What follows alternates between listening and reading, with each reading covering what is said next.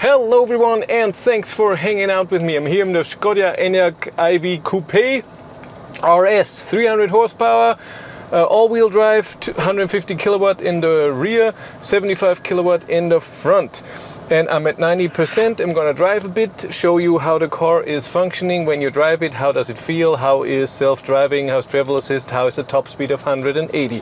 Here we have the key, always it's the same key as Volkswagen, Skoda, Seat now, all the same thing. You just have lock, unlock and trunk opening. If you press and hold the trunk opening button, then the trunk will open because we have electric liftgate. Now with 3.0 we have accounts or profile, so I press OK and I'm in my profile. A lot of settings in the infotainment system are then specifically for me. Seat position and side mirrors will also adjust in that way in newer cars. In older cars, even with memory seats, it won't work. It has to be newer cars.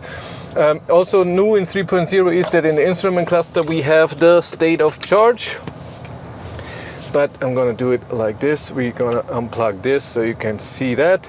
I'm gonna go into sport mode because every time you start the car you're in normal mode. Gear selector is down here and you have D. Then you have region control here on your steering wheel and it can be 1 or 2, 3. But I drive in B. I just like that a lot. Let's go. Let's experience all-wheel drive, 300 horsepower bit. Overall feeling while driving is pretty much the same as the normal Enyaq and as also the same as ID4. It's I don't feel any difference. First thing, if you want to do lane assist turn off while driving or just in the beginning, you need set assist system, then this button here and off. And I think with set you get back. No, you don't even get back. I have to go to home, whatever. Okay, let's try the normal assist system. Let's do cruise control. Here on the side you have the button. You press, so on the steering wheel is it's not on the steering wheel itself, it's beside it, a stalk. You press it and then above we have buttons to change the distance. And if you press the set button again, it goes 1 down. And if you pull it towards you, it goes 1 up.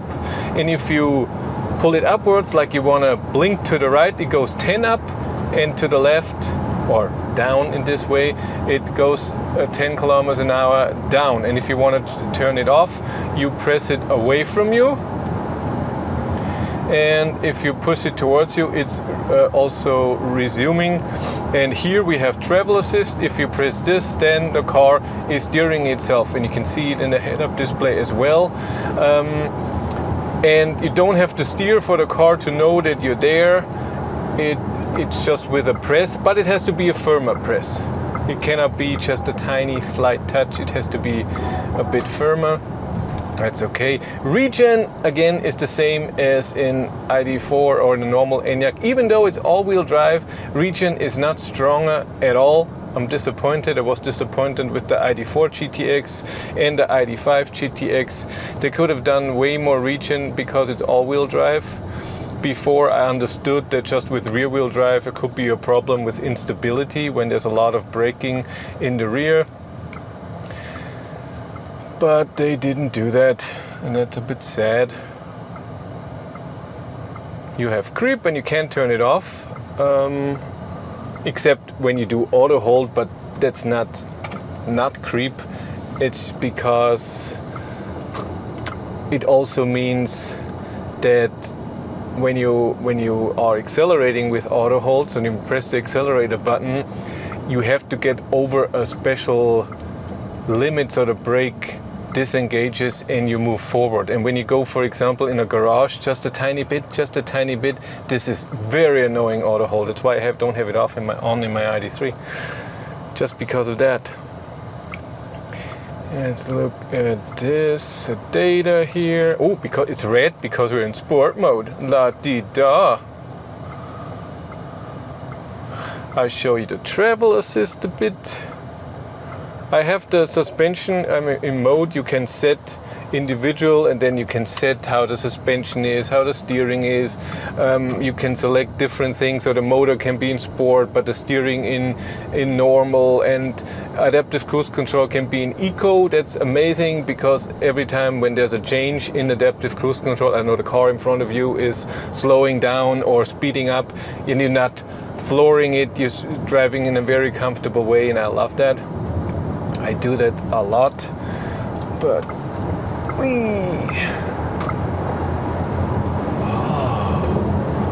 nice, nice, nice. It's good acceleration. It's not, oh my god, acceleration. But again, the same as an ID4, ID5 GTX. It's 300 horsepower. So a Volvo XC40 or C40 twin motor with 300 kilowatt, 408 horsepower, that's power. And of course Tesla is totally different. Or a Polestar twin motor, that's power. This is okay, but it's not knocking you off your feet. But still okay. Let's do self-steering.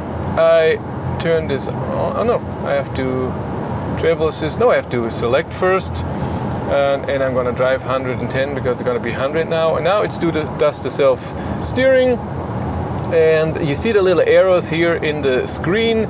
Those would indicate when you can use auto lane change, which you can turn on and turn off. And now it says take over steering, and then if I touch it, just when it warns you, the touch has to be even a bit firmer. But so when the beeping goes on, but if it's the white, just hey, touch the steering wheel, then a tiny little touch is really okay. But I noticed, so when I drive, and I'm not, what are you doing? When I drive and I'm just holding the steering wheel very light on a very long distance trip, it's sometimes not enough for the car to recognize that I'm driving.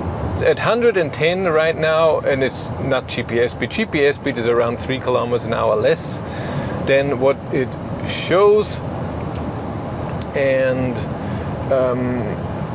it's extremely quiet in here. It's comfy, it's stable, even with the 21-inch wheels.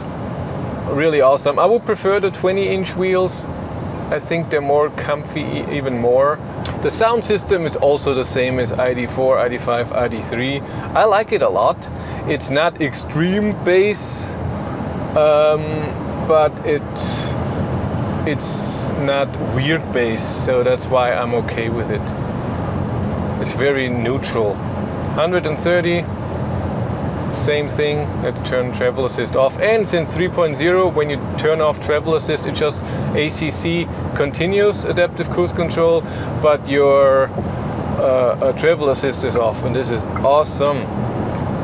Still amazingly quiet and stable. Let's do 150.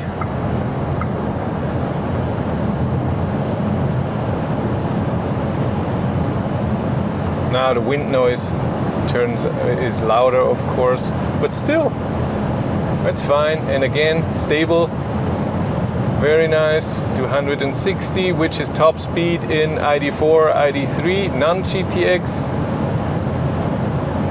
165, something like this. Still very stable.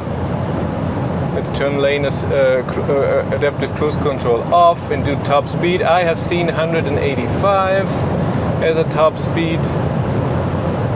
And yes, at 100 and above 170, you have to hold the steering wheel with two hands, where at 160 in ID4, ID3, and also in this car or Enyaq, you don't have to. It's a speed where the car is so stable and not affected by wind. And here at 185, it's just a bit more, and you have to be more in control. And I also think that at this speed, the steering wheel, even in sport mode, is a tiny bit too soft. So at 180, I would want the steering so a bit easy. It's too light. I would want it a bit harder to steer. But it still feels nice. It's not extremely loud in here. I noticed that overall the suspension is a tiny bit more jumpy than, for example, in my ID3. I didn't feel that with the Enyaq that I had. I had the Sportline Enyaq. I don't know if it has a different suspension. No idea. I don't think so. I think it's just the seats and whatnot. But this, I felt before there was a few times where it jumped around a bit, where I was, why are you jumping? I also only know that from a bit softer suspension cars like the Mercedes EQA or the Volvo XC40, that when you go over a few bumps, it's just doing this, and it's not a nice feeling. You feel a bit out of control. I don't like that. Yeah, regen. I mean, when you press the brake, you get more regen, but just from so one pedal driving, it's just not possible in all MEB platform cars. But in the all-wheel drive models, they could have done it. Come on, Volkswagen. One pedal driving rules. Ooh, 94. Or is it 95? 95. The brother car. Bone. I watched Beavis and Butthead yesterday with Cindy, so I'm a bit... It's all fine. 3, 2, 1, full! Oh yes! It comes in good and full power. We have to go to 103. There it was already. Yeah, that feels good. Yeah, let's see turning circle, because turning circle is of course less since it's all-wheel drive, but it's also not horrible. So if I see this is fine. Oh yes, that's the Pro. Oh man. Okay, we can go 3, 2, 1, full. Oh yeah, it kicks in very nice. And 103, there we go. Very good. Let's go into normal mode and bring the car back. And that's it. Okay. Thank you much for watching. Have a great day and take care. Bye.